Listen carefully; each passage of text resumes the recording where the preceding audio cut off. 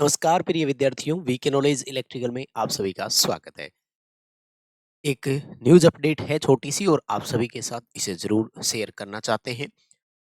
Title आपने देख ही लिया और जैसे ही वीडियो ओपन हुई तो टाइटल लाल अक्षरों में यहाँ भी दिख ही रहा है।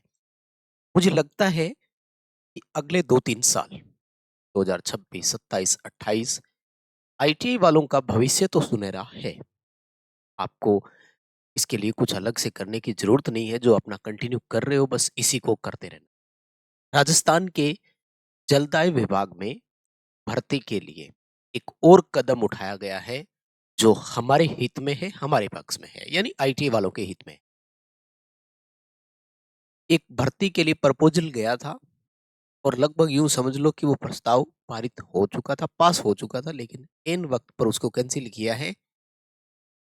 क्यों किया गया? कई बड़े रीजन है और अब आईटी वालों को इसमें क्या फायदा मिले, उस पर बात। देखो, वैसे तो मैं कई बार पहले भी बोलता आया हूं कि जहां कहीं भी ओ एंड एम होता है, यानी ऑपरेशन एंड मेंटेनेंस होती है ना, वहां आप बिना आईटीआई वालों के काम नहीं चला सकते, क्योंकि आईटीआई वाले होते हैं स्किल डेवलप्ड। हमारा तो नाम ही यही है, स्किल डेवलपमेंट प्रोग्राम। और मान लेते हैं कि चलो प्राइवेट आईटीआई में या कुछ आजकल आईटीआई में सीबीटी मोड पेपर होते हैं तो बच्चे पास हो जाते हैं, हो सकता है स्किल्स थोड़ा कम रह जाए, लेकिन हमारी नेचर हैबिट इस तरह की होती है कि हम काम सीख ही जाते हैं, आज नहीं तो कल, और जो आउटपुट, जो परफॉर्मेंस हम आईटी वाले देते हैं कोई और नहीं दे। सो ये डिपार्टमेंट को भी बात समझ में आई है, लेकिन थोड़ी लेट समझ में आई है, फिर भी कोई बात नहीं, बहुत बढ़िया तरीके से आई है। तो अपडेट है राजस्थान के जलदाय विभाग को लेकर। ठीक है, भर्ती के लिए एक प्रस्ताव भेजा गया था, उसको वापस ले लिया है। प्रस्ताव किसका था गुरुजी? 1051 सपोर्ट इंजीनियर की भर्ती कर रहे थे और वो कैंसिल कर दी। अब इसकी जगह लेंगे भाई साहब टेक्निकल वर्कमैन, तकनीकी कर्मचारी, जो कि आईटीआई वाले होते। लेकिन क्या 1051 पद ही आएंगे? इस पर भी हम थोड़ी सी बात करें, पूरा देखना है। चैनल से पहली बार जुड़े हो तो सब्सक्राइब भी करना। छोटे छोटे अपडेट पर आपके साथ चर्चा करते हैं तो अप्रिशिएट करना आपका भी बनता है। वीडियो को लाइक और अपने दोस्तों के साथ शेयर करना बनता है। प्लीज इस वीडियो को पहुंचाइए दोस्तों के साथ, है ना। तरक्की दी उस पर भी बात करेंगे। देखो, तो सपोर्ट इंजीनियर भाई साहब वो कह रहे हैं हमें नहीं चाहिए और हमें चाहिए टेक्निकल एम्प्लॉय। तो तैयार हो जाओ, क्योंकि टेक्निकल इंजन जो होते हैं, ये देखो, ये रहा आईटीआई प्रशिक्षित तकनीकी कर्मचारियों की भर्ती करेगा डिपार्टमेंट। अब कौन सा था? वो जेजेएम वाले पर, जिस पर मैं बात करता था ना, जल जीवन मिशन के तहत ग्रामीण और शहरी क्षेत्रों में पेयजल परियोजना के रख रखाव और बेहतर सुविधा मुहैया कराने के लिए बड़ा कदम उठाया गया है। 1051 सपोर्ट इंजीनियरों की भर्ती प्रस्ताव को कर्मचारी बोर्ड से वापस ले लिया है। कर्मचारी बोर्ड ने भर्ती को निरस्त कर दिया। अब सपोर्ट इंजीनियर की जगह आईटीआई वालों को लेंगे। उन्होंने बताया 1051 सपोर्ट इंजीनियर भर्ती के पक्ष में नहीं थे वो पहले से ही। तो हमें तो इन साहब को धन्यवाद देना चाहिए, है ना। जो एडिशनल, है ना, चीफ सेक्रेटरी साहब है, मुख्य सचिव साहब, क्योंकि इन्होंने कहा है कि हम भर्ती के पक्ष में नहीं थे, हम तो पहले से ही इस भर्ती में चाह रहे थे कि तकनीकी कर्मचारी हो। क्योंकि देखो, आईटीआई वाला जो होता है ना, अपने वो खास तौर से मैं राजस्थान में बोलूँ, जुगाड़ी टाइप भी होता है। कोई सिस्टम में प्रॉब्लम आ गई ना, तो और मान लीजिए उस समय उसकी मेंटेनेंस के लिए मेन प्रॉपर पार्ट्स नहीं मिलता है, स्पेयर, तो वो जुगाड़ करके भी सिस्टम को चला देता है। ये वाले तो आईटी वाले होते हैं भाई, जरूरी भी है ना। तो इन्होंने बताया, ये देखो, कि इंजीनियरों की जिम्मेदारी केवल मॉनिटरी तक ही सीमित है, इंजीनियर केवल सुपरविजन करते हैं, एक्चुअल में काम तो आईटी वाला ही करेगा। तो वो क्या कह रहे हैं, जमीनी स्तर पर पेयजल सुविधा उपलब्ध कराने की दारोमदारी तकनीकी कर्मचारियों पर होती है। समझ रहे हैं आप?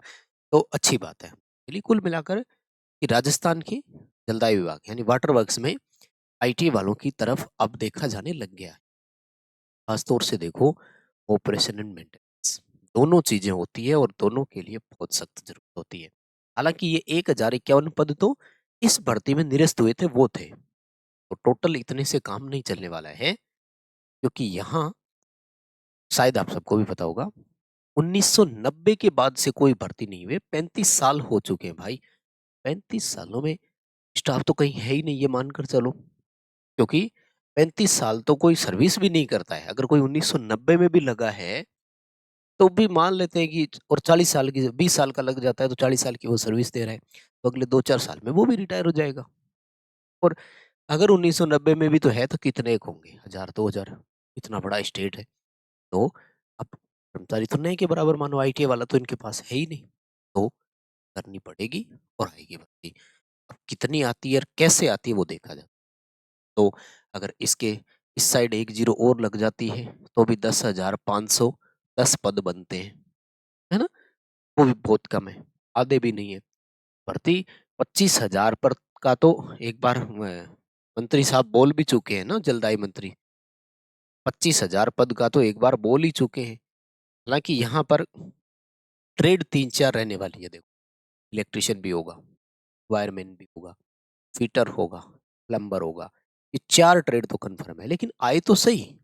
चारों ट्रेड का भविष्य ठीक है, हमें कोई तो ऐतराज़ नहीं है कि नहीं? चारों ट्रेड के लिए आ रही है तो कोई बात नहीं, 4 ट्रेड के बच्चे सिलेक्ट होंगे। कुल मिलाकर के बात ये है कि अब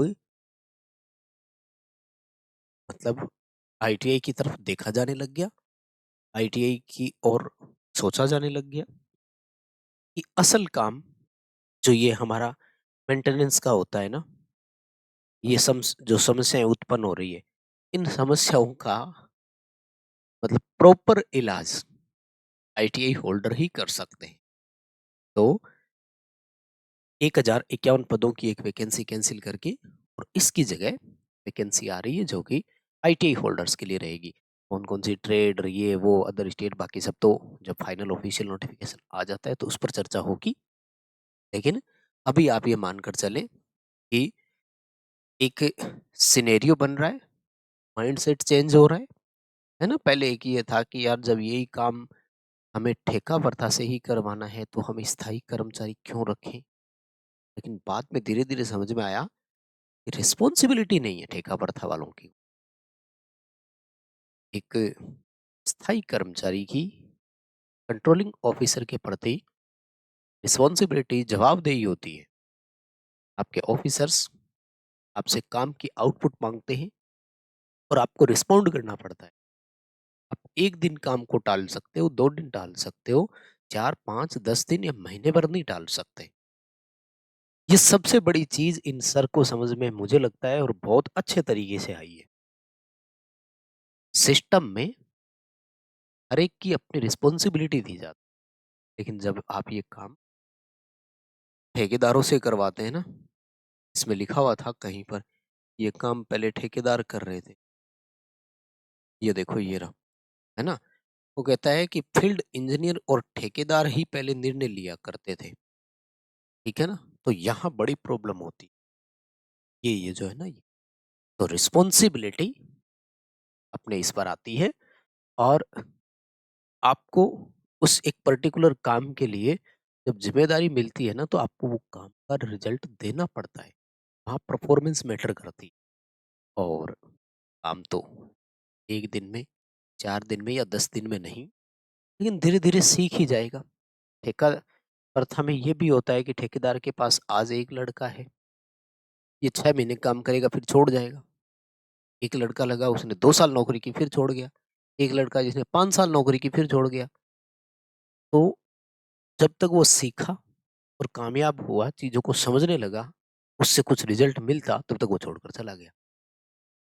स्थायी कर्मचारी जो होते हैं, वो 6 महीने में, साल भर में अपने सिस्टम की पूरी पकड़ कर लेते हैं और फिर पूरा रिज़ल्ट देते हैं। मेरा मानना है कि अच्छी खासी भर्ती की जाएगी। आपको इसके लिए एक्स्ट्रा कुछ भी नहीं करना। जो कंटिन्यू आपका चल रहा है उसे चलने दो। अभी उसका दो एग्ज़ाम टेक्नीशियन वाला, उसके बाद एक दिन मैंने कल वीडियो बनाया था, सिंचाई विभाग में भर्ती आ रही है और फिर ये भी आ जाएगी तो ठीक है, आपका काम अच्छे से चल जाएगा। बहुत-बहुत धन्यवाद सभी को। प्लीज़ वीडियो लाइक और शेयर ज़रूर करना। चैनल को भी सब्सक्राइब ज़रूर करना। बहुत-बहुत धन्यवाद। Thank you very much.